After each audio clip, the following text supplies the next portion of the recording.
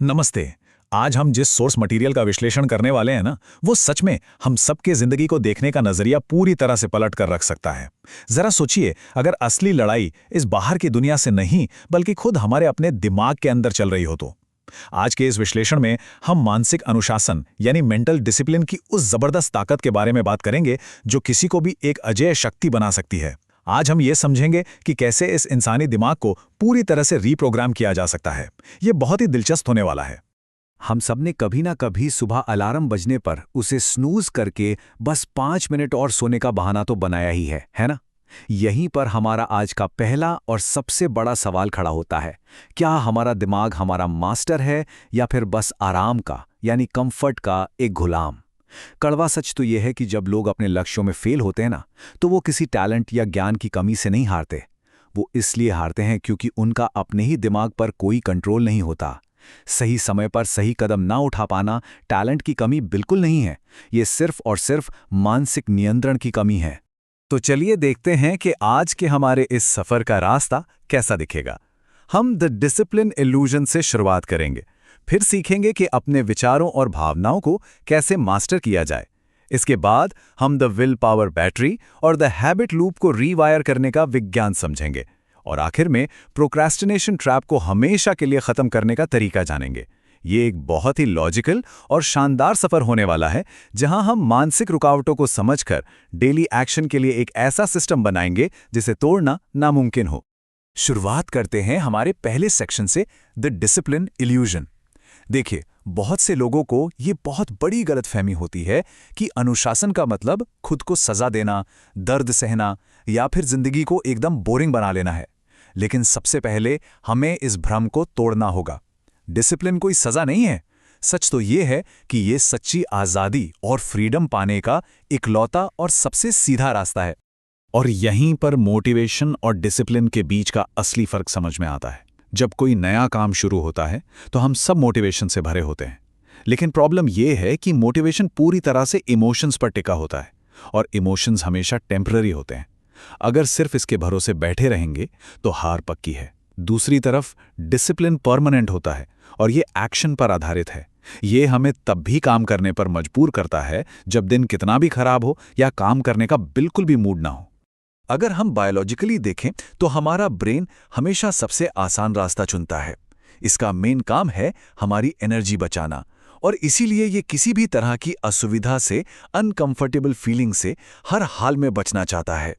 जब भी कोई मुश्किल काम सामने आता है तो दिमाग तुरंत बहाने बनाने लगता है, यार कल से शुरू करेंगे, या अभी मूड नहीं है। इसे कहते हैं ब्रेन का कंफर्ट ट्रैप। यह हमें एक सेफ जोन में सुरक्षित तो रखता है, लेकिन कभी भी आगे नहीं बढ़ने देता। अब बढ़ते हैं हमारे दूसरे सेक्शन की तरफ, mastering thoughts and emotions.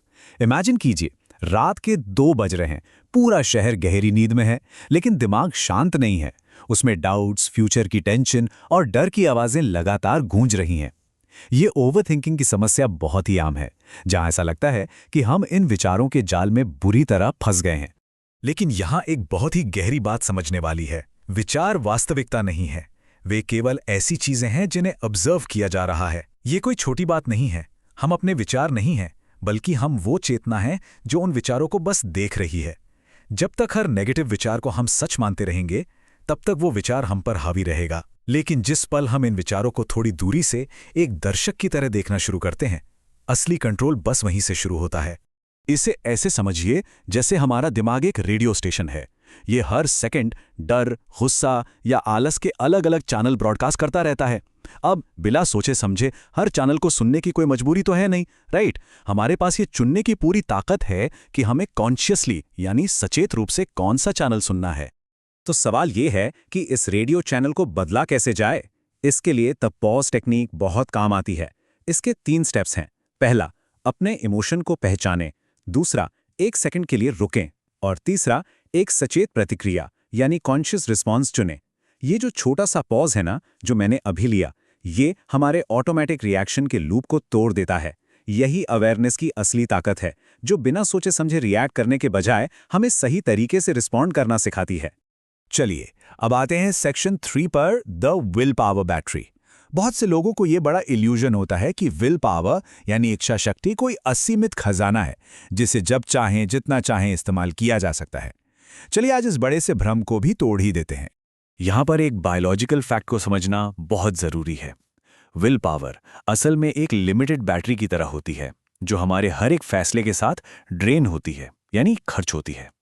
Science में इसे डिसीजन फटीग कहा जाता है। क्या पहनना है, क्या खाना है, कौन सा काम पहले करना है, ये रोजमर्रा के छोटे छोटे विकल्प दिन भर हमारी मेंटल एनर्जी को सोखते रहते हैं।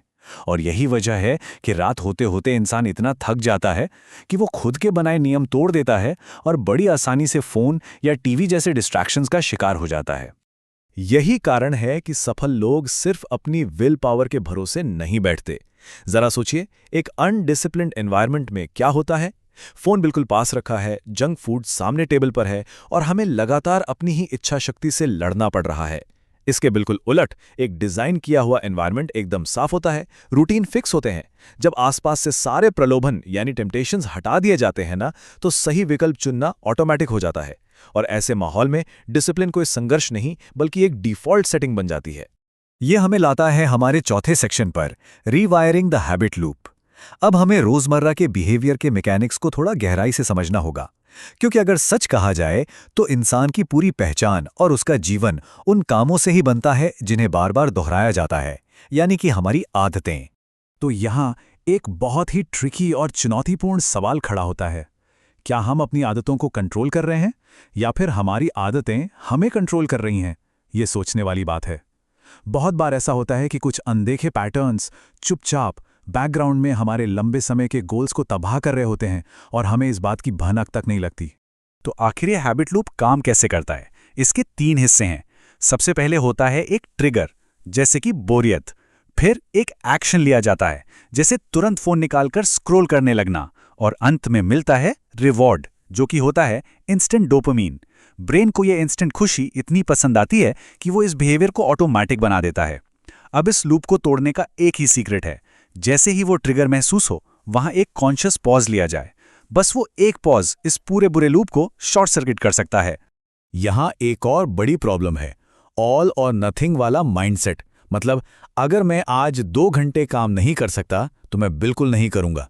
हमें इस विनाशकारी सोच को तुरंत छोड़ना होगा। इसके बजाय रोजाना सिर्फ 1% बेहतर बनने का लक्ष्य रखना चाहिए। सिर्फ 1%। ये छोटी सी कंसिस्टेंसी उस ऑल और नथिंग माइंडसेट को पूरी तरह से हरा देती है। और सच तो ये है कि समय के साथ यही छोटी छोटी कोशिशें किसी भी इंसान की कोर आइडेंटिटी को पूरी तरह से बदल कर रख देती हैं। अब हम पहुंच गए हैं अपने आखिरी और सबसे अहम सेक्शन पर, बीटिंग द प्रोक्रास्टिनेशन ट्रैप। इस हिस्से में हम उस बाधा का सामना करेंगे जिसे इंसान की तरक्की में शायद सबसे ज्यादा गलत समझा गया है। जरा सोचिए, आखिर हम ये टालम-टोल या प्रोक्रेस्टिनेशन करते क्यों हैं? हम क्यों हमेशा कहते हैं कि बस 5 मिनट बाद पक्का शुरू कर दूंगा? काम को इस तरह टालना कोई साधारण आलस नहीं है, ये उससे कहीं ज्यादा गहरा और हमारी बायोलॉजी से जुड़ा हुआ है। जब किसी काम को टाला जाता है ना, तो इसके पीछे दिमाग में कुछ और ही चल रहा होता है। हैरानी की बात तो ये है कि प्रोक्रास्टिनेशन असल में हमारे दिमाग का एक बायोलॉजिकल डिफेंस मैकेनिज्म है। जब भी कोई काम मुश्किल या अनकंफर्टेबल लगता है तो दिमाग उसे खतरे की तरह देखने लगता है। वो हमें ध्यान भटकाने वाली चीज़ों की तरफ इसलिए धकेलता है ताकि वो हमें उस कड़ी मेहनत के कथित खतरे से सेफ रख सके। तो ये कोई आलस नहीं है, बस हमारा माइंड हमें उस असुविधा से बचा रहा होता है। तो फिर इस प्रोक्रास्टिनेशन ट्रैप से बाहर कैसे निकला जाए? इसका परमानेंट सॉल्यूशन बहुत ही सिंपल है। तैयार होने से पहले ही शुरुआत कर दें, क्योंकि एक्शन से ही क्लैरिटी आती है। किसी परफेक्ट टाइम या मोटिवेशन के आने का इंतजार बिल्कुल नहीं करना है। बहुत ही छोटे कदम उठाएं। मान लीजिए सिर्फ 5 मिनट के लिए किसी काम को करने का कमिटमेंट करें। ये छोटा सा तुरंत लिया गया एक्शन अंदर के उस बायोलॉजिकल रेजिस्टेंस को पूरी तरह से चकनाचूर कर देता है। तो अब फैसला हमें करना है, क्या हम कंफर्ट और आराम के इस भ्रम में हमेशा फंसे रहेंगे या फिर अपने दिमाग पर पूर्ण नियंत्रण पाने के लिए आज ही अपना पहला कदम उठाएंगे। आज के इस विश्लेषण में हमने गहराई से समझा कि कैसे बायोलॉजिकल और एनवायरमेंटल सिस्टम्स को हैक करके उनका सही इस्तेमाल किया जा सकता है। अब बहाने बनाने का वक्त पूरी तरह खत्म हो चुका है। इन सिस्टम्स को तुरंत लागू करना चाहिए, क्योंकि असली बदलाव सिर्फ और सिर्फ एक्शन से आता है। सोचने का वक्त गया, अब सीधे एक्शन लेने का वक्त है।